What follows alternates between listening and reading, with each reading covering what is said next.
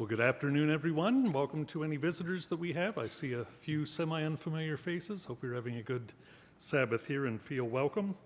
It's a delight to be with you on this beautiful day. Especially, I enjoyed hearing the rain this morning, which we, of course, have had a need of and can appreciate the temperatures as they go down for the next couple days and then go right back up again before we anticipate eagerly the fall.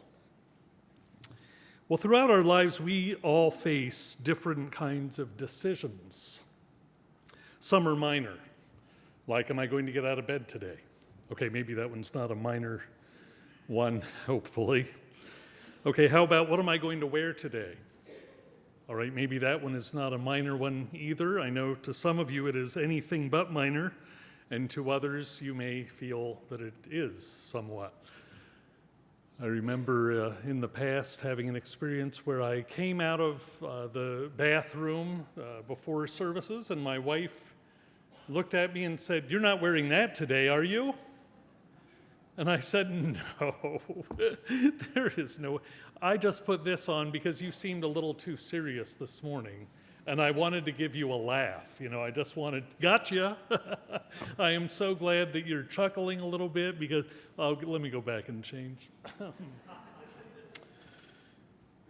But I think we know that we do have quite a few decisions that are minor or have become almost non-decisions because we have become used to making them on a regular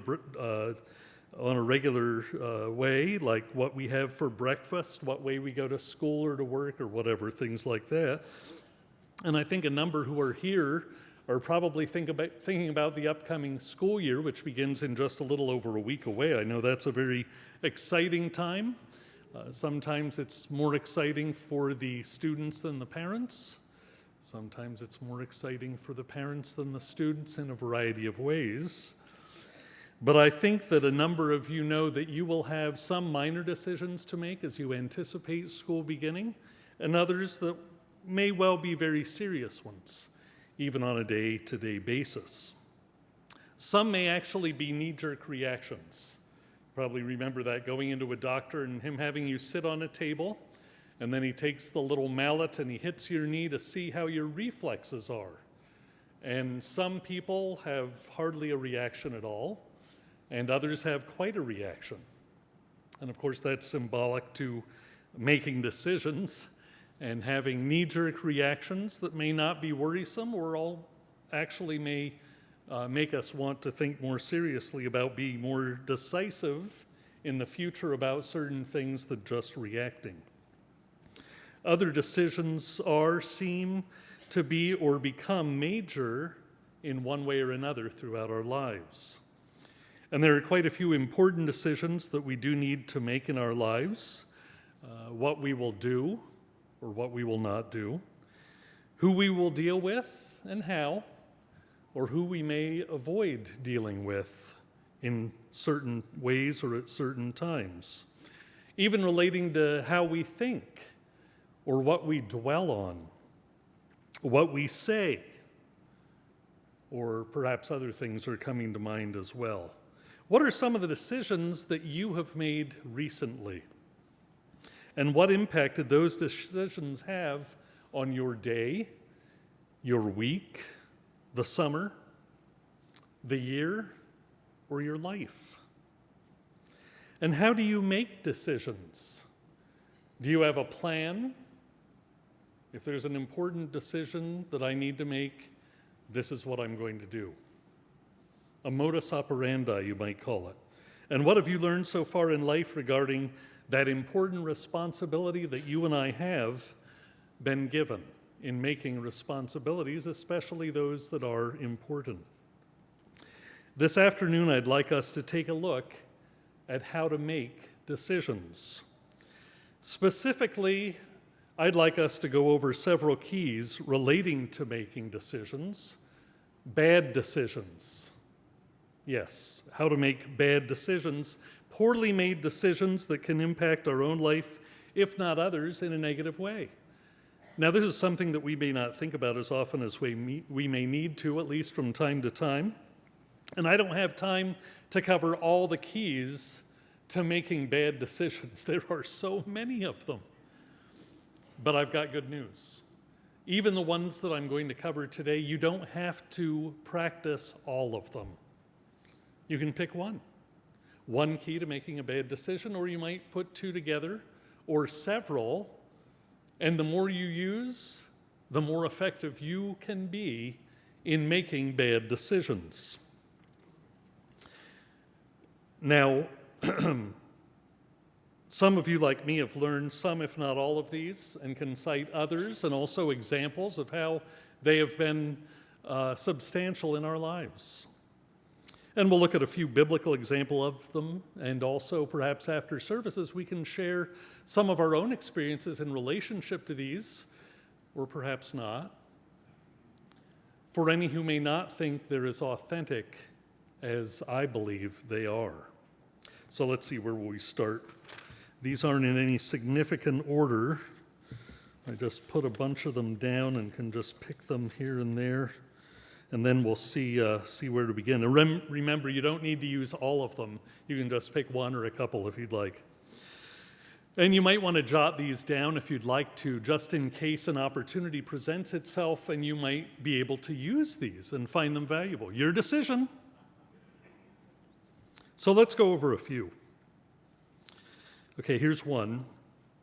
Make a decision as quickly as possible. Make a decision as quickly as possible. Don't be concerned with getting all the facts. They'll probably just slow you down, right? Just base your decision on the first things that come to mind. And if there seems to be any confusion or uncertainty, don't let that stop you. Just make a decision, even if you just have to flip a coin. Get her done, right?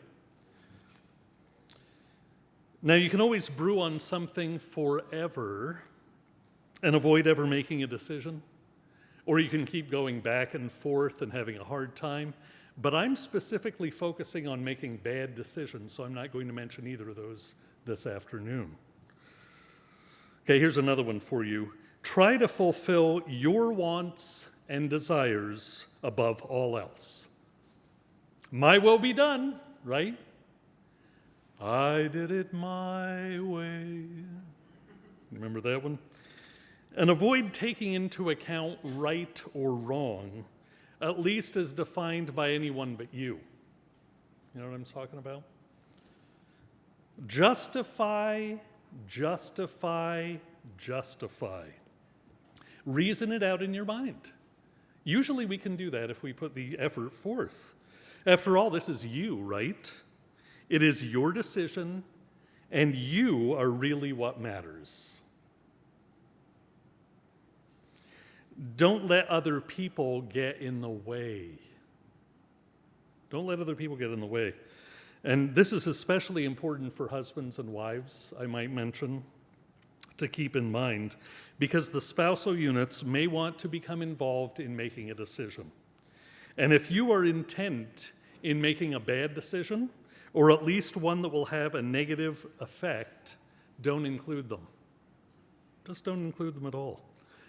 Now, 2 years ago, my wife and I had a number of things going on, as some of you know, with my parents' health and their situation and other family health matters, and we were a little bit stressed.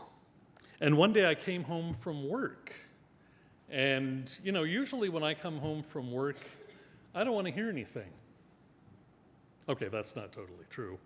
I want to hear I love you, I've missed you, and it's good to have you home. That's always a nice thing. For some reason, she was given a certain impression, and she came to me a little bit stressed, and she said, I heard that you volunteered for us to go to India for the feast again this year. We had been there 3 times, love the brethren there. It's a wonderful opportunity, but with the different stresses and the 36-hour flights and airport, it just didn't seem like a good thing. And I said to her, I didn't say any such thing. I never volunteered that. Do you really think I would ever volunteer to do something like that without asking you first? Have I ever done? Well, we won't go there. But I said I didn't do that. I would not do that. And she was relieved, but, it was still a little bit stressful. Well, we had the opportunity to go to the Passover and first day of unleavened bread in Alberta that year. And the day before we left, I had Mr. Doug Horchak come into my office and he said, we've been looking over the manpower planning for the Feast of Tabernacles this year. Yes, I know. And this morning, Mr. Franks and I were looking over the needs and those who were volunteering to go different places. And we don't have anyone for India. So Mr. Franks said, well, Dave's gone there before. Why don't we just ask him? And he looked at me with a smile. I did not return that smile at that moment in time because I didn't know what may or may not happen if I ever proposed it to my wife. So I told him, well, I'm not sure. And then I thought, well, maybe this is what we are to do. So let's see, how am I going to deal with this? Well, what I need to do is to contemplate the best way to ask her if she feels up to doing that, and I don't have a clue how to do so. So we're on our flight to Alberta, and it was, exciting, a little getaway. And I'm sitting there next to her, look over at her, smile. She looked back, she smiled. It was a wonderful relationship. I said to her, so you like to travel internationally, don't you? You still like that? She said, oh, yes, I love it. I love to travel. It's just wonderful. I said, oh, wow, that's great. Said, because there has been a need that has been expressed to me just yesterday about an international site that may need someone to go and serve there. And she looked at me and she said, oh, where? And I said, well, India. And she looked at me and I was shocked because she was still smiling and she said, are we going there? And I thought, I can't believe she just said that. And I said to her, are you kidding? I said, there is no way I made any commitment to that at all because I didn't know if you would really want to go. And after your last response, I wanted to play it safe before making a decision. And she said, well, I think I can go. I think we can go. And so that is an example, I've only got one of them, where I totally considered my spouse before making a decision. Next point. Again, don't let other people get in the way, right? If you want to make a bad decision or one that will have negative impact. But if you can use someone as a stepping stone, be sure to take advantage of every opportunity, to help you in achieving what you want to achieve.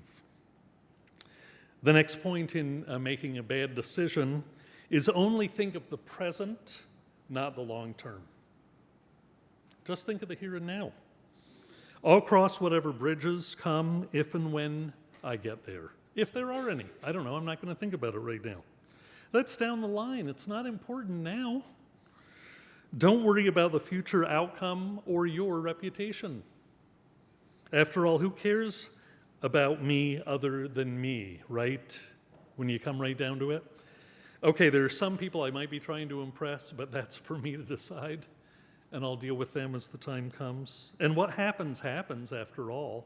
So, just try not to think of the long term that much, just the here and now, the decision and what that outcome will be. Next point, and this one I think is a big one. Trust yourself, right? You gotta trust yourself. Trust your gut, your instinct. Now, I know sometimes that it can be helpful in making good decisions to do that, but stick with me here. We're focusing on making bad decisions. So if there are any questions, any wanderings or wonderings, don't think about what anyone else will say. Just trust yourself. That's the thing to do. And sometimes you just gotta say, why not? Right? Why not? Just a couple simple examples. Okay, I know I should probably go to bed. But there's just one more episode of this show, and Netflix rocks. And if I do fall asleep, and if I really need to, I will, then I can just pick it up where I left off, and there will be no loss. So what's the damage? Just, I'm going to do what I've got to do. Why not? Tomorrow's going to be another day, and hopefully it'll be a better one. See how everything goes. One more drink is not going to kill me, because I know exactly where I am, and everything is okay right now, and I know that, so it's cool. I mean, why not? One more will not be any damage. I could give other examples, just a couple simple ones. Perhaps a few others have come to mind. So sometimes you've got to say, why not? And other times you've got to say, no way. No way. Just, again, a couple examples, like getting out of bed. Or when you get out of bed. It's like I can hit that snooze button just one more time. Okay, how many times has it been? I don't know, but I'll just do a one more time. There's no way I'm getting out of bed this time. Doing homework, hello? I've got study hall tomorrow. I'll be fine.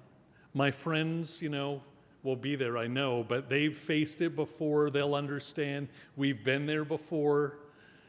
I don't remember really what happened, but, tomorrow, study hall, we'll deal with that then. Or focusing on a project at work, getting it done.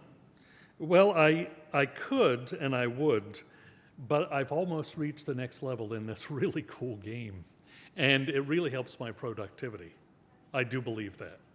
I will work more effectively, more efficiently, if I play this game just a little bit more, because there's coordination involved. I am challenged, I succeed, and I will do better at my job. I believe that. Another subpoint to this about trusting yourself. If things become very emotional, just go with your heart. If you're really not sure, or if you just feel really good about it, if it feels that it's right, right? Am I right or am I right? Or am I right? Right. Some of you may be thinking of a certain movie that I'm taking that from. But everything feels like I should just go with this. Right now I feel yes.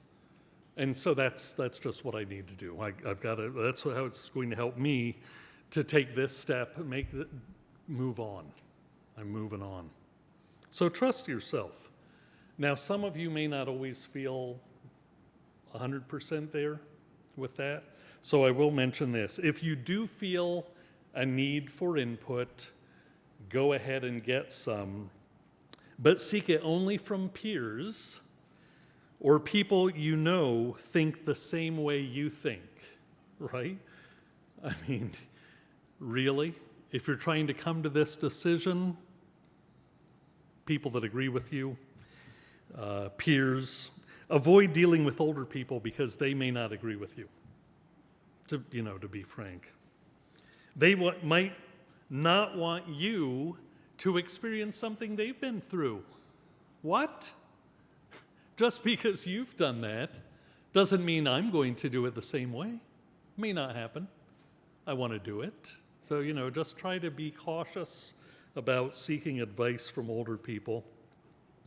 And stay away from ministers or leaders in the church.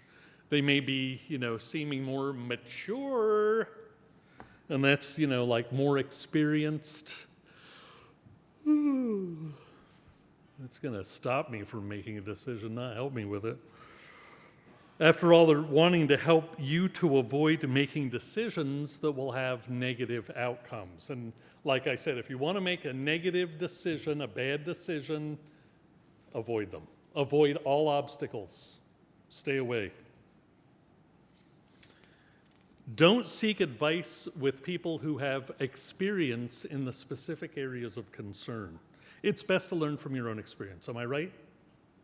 Experience is the best teacher. Thank you very much. I will have it more solid in my mind. Leave me alone. I'm going to experience this. And if, just as an aside, if you've had any experience that has caused any problems, you don't really need to rely on it because it was probably someone else's fault or simply the circumstances you had no control over. So just because it went wrong before doesn't mean it will again. So just, keep on keeping on. And the last one I'm going to cover, I didn't give you numbers here, but I just thought 6 was a good number for points of making bad decisions. Just that was a good number for me. Avoid prayer. Avoid prayer. It would probably be uncomfortable anyway, wouldn't it? If you're making one of these decisions. And if you do want to make a bad decision, just don't go there. Or if you do pray, if you think, well, no, I ought to pray about this, remember that prayer does not necessarily include asking God to guide you. It can just be sharing your plan with Him and feeling good that you did so. You've thought it out. You've made a decision. So that's where we can go. Okay, so now again, we've only looked at a certain number of keys for making bad decisions or decisions that will have some negative outcome. Remember, you don't need to follow them all. One or a couple will probably prove successful. Let's look at examples of bad decisions that we find in the Bible now and how they relate to some of the keys that we've covered. I'm not going to share my personal experiences in making bad decisions with you or the reasons for them. We have plenty in the Bible, and we ought to stick to God's word, right? So I'm going to avoid sharing any with you at this point in time. And our own probably don't need to be shared right now and may not even need to be shared till kingdom come or the great white throne judgment when we're trying to help people learn about making bad mistakes in a more personal way. Let's get back to the Bible. We'll take a look at some bad decisions and the examples and what we can see about them in relationship to points we've already covered. Let's turn to Isaiah 14. Isaiah 14. And here we read about the one who was first called Lucifer. And Lucifer didn't agree with God's plan for you or me. And that's what got under his spiritual skin, you might say. Did he have confidence? Did he have a solid feeling about who he was and what he could accomplish? I think so. Did he count on his own reasoning? Did he trust himself? Mm-hmm. And did he seek to fulfill his desires above all else? Well, of course. Isaiah chapter 14, verse 13. Isaiah 14, verse 13. For you have said in your heart, I will go up to the heavens. I will exalt my throne above the stars of God. I will also sit on the mount of the congregation in the sides of the north. Verse 14. I will go up above the heights of the clouds. I will be like the Most High. That's pretty solid thinking, isn't it? He was pretty sure about it. He was confident. He was trusting himself. He didn't need to ask for some more experienced individual to maybe help him see if he wasn't seeing it right. He knew how to make a bad decision, and he did. Also, we know that 1/3 of the angels are termed the fallen angels, and that it was Satan who effectively convinced them of who they were, what they were, and also what he said to them compared to this plan of God with his created human beings sounded a lot better, sounded great to them, and they followed the lead. So they made, again, bad decision. They were a success at it. Let's turn to Genesis 3 now. Genesis chapter 3, where we read what took place in the Garden of Eden, and we see that Eve was convinced of what was the better thing to do. The better thing to do. Genesis chapter 3. And beginning in verse 1, Genesis 3, verse 1, "Now the serpent was more crafty than any beast of the field that the eternal God had made. And he said to the woman, 'Did God actually say, you shall not eat of any tree in the garden?' Genesis 3:2, "And the woman said to the serpent, 'We may eat of the fruit of the trees in the garden, but God said, you shall not eat of the fruit of the tree that is in the midst of the garden, neither shall you touch it, lest you die.' Verse 4, "But the serpent said to the woman," that famous phrase that we've all heard, "You shall not surely die. For God knows that when you eat of it, your eyes will be opened, and you will be like God, knowing good and evil." Verse 6, "So when the woman saw that the tree was good for food," that's one reason, remember reasoning, "and that it was a delight to the eyes," well, that's two, "and that the tree was to be desired to make one wise," well, that's three, isn't it? Three reasons. "She took of its fruit and ate, and she also gave some to her husband who was with her, and he ate as well." So we see Adam was convinced as well, and we know for both of them this was a bad decision. Were they convinced that a decision about it was not as important as what they were initially told? Did they have logical reasons to help them form their decision? Were the immediate benefits considered, at least those that were presented to them? Did they consider all the facts, those that they had previously known and those that were presented? And did they go back to God to check on things? I think we see the answers to all these questions pretty clearly. Chalk that one up to another bad decision and the reasons why it was achieved. Now, Cain. We all remember Cain. We'll go over to Genesis chapter 4. He did not agree with or accept God's decision and acted on emotion. He acted on rage, jealousy. Genesis chapter 4. "Now Adam knew," verse 1, beginning in verse 1, Genesis 4, verse 1. "Now Adam knew Eve his wife, and she conceived and bore Cain, saying, I have gotten a man with the help of the Lord. And again she bore his brother Abel. Now Abel was a keeper of sheep, and Cain a worker of the ground." Verse 3, "In the course of time Cain brought to the Eternal an offering of the fruit of the ground." Verse 4, "And Abel also brought of the firstborn of his flock and of their fat portions. And the Eternal had regard for Abel and his offering." Verse 5, "But for Cain and his offering, he had no regard.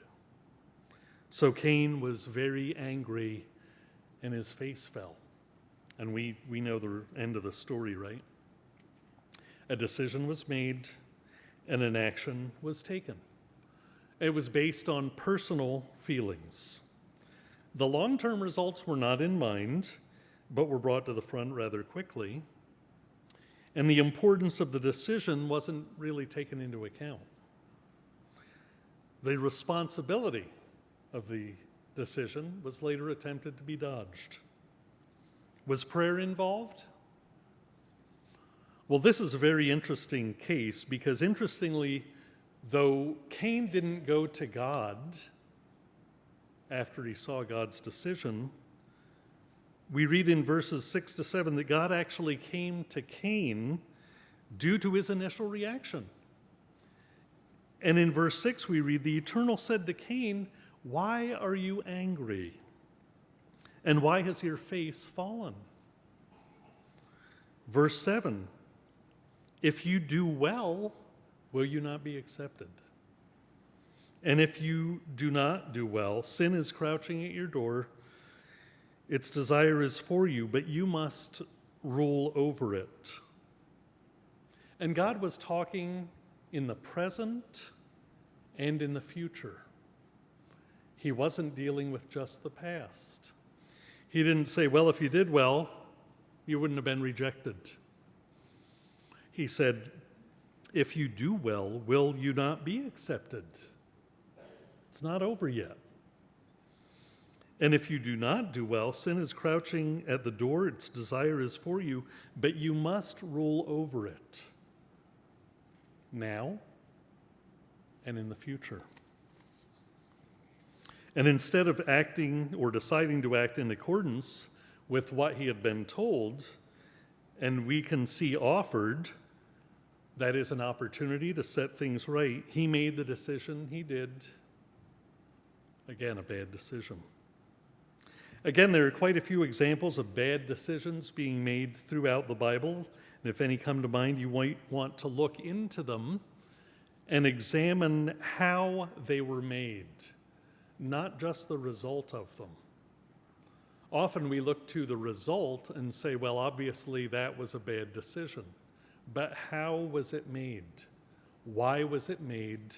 What was included or what was not included? And what can we learn from it? Certain decisions probably have come to mind that were made by Abraham, Lot's wife, Isaac, Joseph, Joseph's sons, and we might think, what were you thinking? What were you thinking when you made that decision? And we might actually be able to identify with some of those thoughts ourselves that can help us to learn to make bad decisions, right? Let's go to Exodus chapter 32. Exodus chapter 32, and we see an interesting story that we are probably familiar with, quite familiar with, have heard many times, have seen many times, have read many times. But when I was reading this in relationship to this topic, some things stood out to me a little bit more than they had in the past. Exodus chapter 32, beginning in verse 1. Exodus 32, verse 1. Now when the people saw that Moses delayed coming down from the mountain, the people gathered together to Aaron and said to him, come, make us gods that shall go before us. For as for this Moses, the man who brought us up out of the land of Egypt, we do not know what has become of him. Well, that's an interesting statement, isn't it?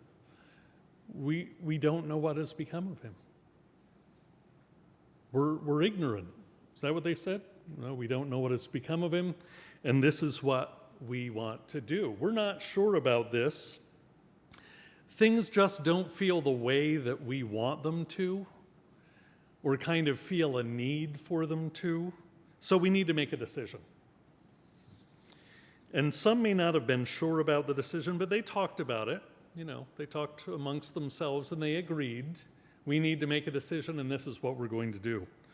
This is the need that we feel and this is what we're going to do to go forward with it. So again, the question, were they fulfilling a need that they apparently had? Were they basing their decision on information they had previously received when they were told that Moses would be going to the mountain and that he would return? Were they trusting themselves? Were they following their heart, especially since they could agree together on what was the need or the feeling of a need and how to fulfill it? Initially, their decision and what took place seemed awesome. It was awesome. It was amazing to them. They were feeling so fulfilled. But eventually it became evident, bad decision. another example that we read. Again, there are many examples, some of which most likely have come to mind. Moses, about an action that he took that was a decision he made that actually kept him out of the promised land. Saul, who took matters into his own hands after he had been given clear instruction of what to do, what not to do, thinking himself the wiser, trusting himself. Decisions and actions that were made by David, by Solomon. Let's look at one in 1 Kings chapter 12. 1 Kings chapter 12 that ties in directly with one of the points that we went over about making bad decisions, because to me, this is almost like a perfect example that you may want to follow. 1 Kings chapter 12. And this is a story about Rehoboam, the son of Solomon. Okay, now think about Rehoboam, son of, who's this guy? Solomon? Wealthy man. He had a lot. And Rehoboam grew up with a lot. And when his father died, he might have paused and said, I think Dad had too much, and so did I growing up. I need to simplify my life. Anyway, let's go to the story here. Rehoboam went to Shechem, where all Israel had gathered to make him king. Verse 2, when Jeroboam, son of Nebat, heard of this, he returned from Egypt, for he had fled to Egypt to escape from King Solomon. It's another story. The leaders of Israel summoned him, and Jeroboam and the whole assembly of Israel, or their leaders, went to speak with Rehoboam. Verse 4, your father was a hard master. I don't think they necessarily said that disrespectfully. I think they were bringing it to his attention in a way that he hopefully would accept and understand. Your father was a hard master, they said. Lighten the harsh labor demands and heavy taxes that your father imposed on us. Then we will be your loyal subjects. Rehoboam replied, give me 3 days to think this over. Then come back for my answer. So the people went away. So this was evidently wanting to avoid a bad decision, right? I mean, there was no knee-jerk reaction, but taking some time to come to a solid conclusion. Let's read on. Verse 6, then King Rehoboam discussed the matter with the older men who had counseled his father, Solomon. What is your advice, he asked. How should I answer these people? He saw there was a concern that was being brought before him, so he wanted to ask advice from these older sages, you might say, who advised Solomon. The older counselors replied, verse 7, if you were willing to be a servant to these people today and give them a favorable answer, they will always be your loyal subjects. If you show a servant's heart, it's going to make them want to serve you.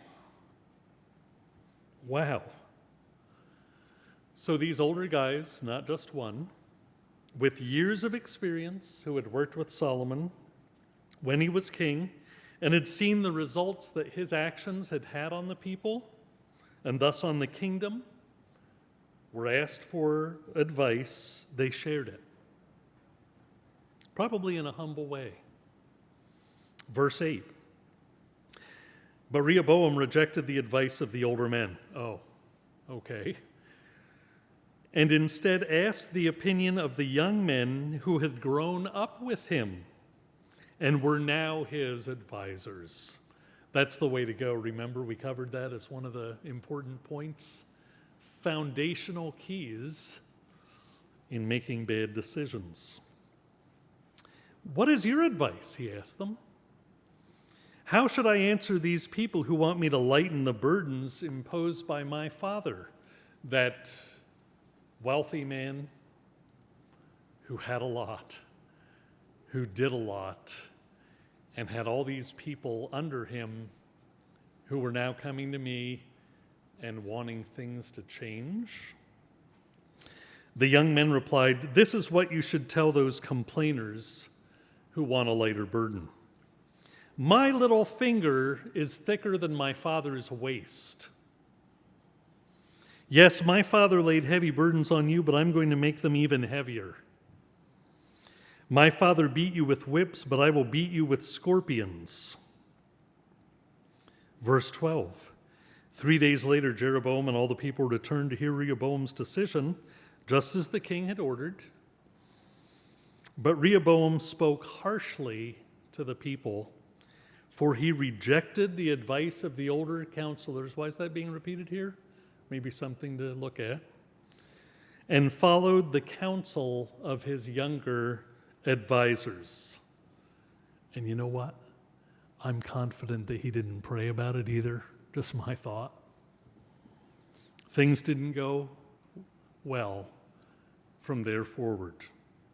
Bad decision.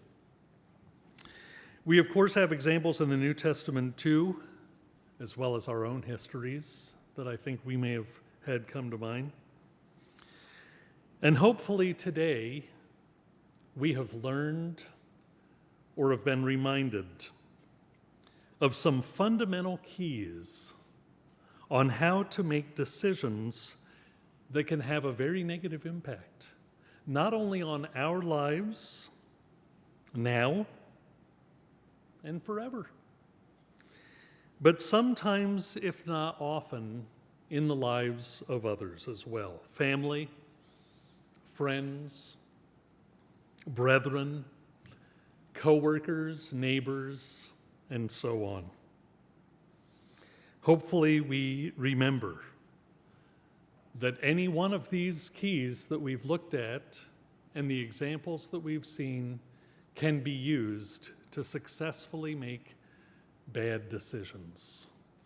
Or they can be combined in any way we desire, and we can be very successful in achieving this goal. Oh, for the rest of you, let's turn to 1 Corinthians 10. 1 Corinthians 10. Now, we are almost done, just so you know. I saw a few worried looks out there. Some knew that I would eventually turn to this passage, or thought I would, and kept wondering. 1 Corinthians chapter 10. Our God is a merciful God. He is a forgiving God, and one who desires to strengthen us in his way through his word, through his Spirit, and through each other. And we're aware of quite a few examples of making bad decisions. And we've seen the processes involved in the Bible, a few of them, that were, after they had been gone through, learned from, repented of, and changed.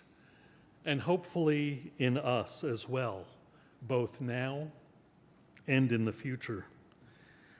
If you want to avoid making bad decisions, or if you don't want to make bad decisions in the future, you'll want to avoid the keys that I covered today. All of them. And perhaps some more that came to your mind. Because again, any one of them or a combination can really bring about poor results. Perhaps not immediately, but sometime, eventually in the future, bad decisions will have bad repercussions. 1 Corinthians chapter 10 and verse 11.